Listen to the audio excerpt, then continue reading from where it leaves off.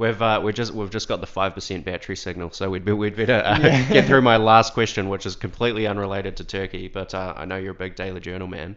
There's been a lot of speculation around why Munger might have cut his barber stake in half. Do you have any final thoughts on why that might have happened? I think it's I wouldn't put anything at 100% or 0%. Sure.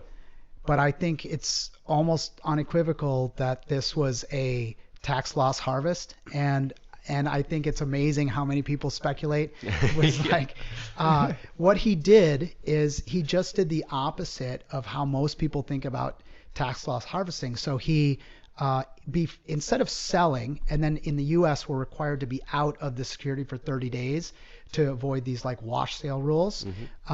Instead of taking that approach, he actually just bought first, waited till the next quarter, so he waited however many days, and then he sold the original position, and it's almost dollar for dollar. He almost doubled it and then cut it in half.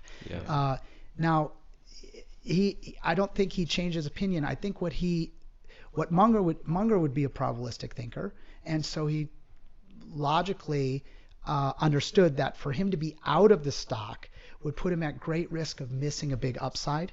And so he would rather be doubly exposed to that potential.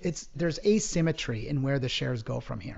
There's much greater potential for upside moves than downside moves. So he was more comfortable buying in twice and then selling later to capture his tax loss.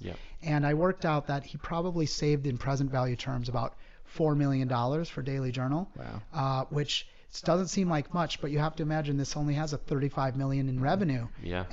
So if $4 million is tangible.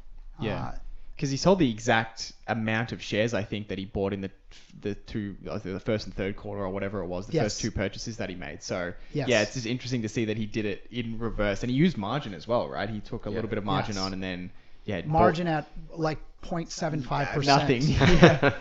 It was 50 bips over the risk-free rate. Yeah, and I think a lot of people at first were wondering what is going on, and then the next quarter it kind of made sense. Why he did that.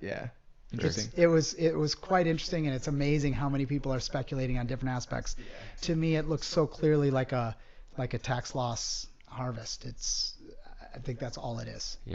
We heard it here first. If you enjoyed this clip, check out the full episode here and subscribe here. Thanks for watching.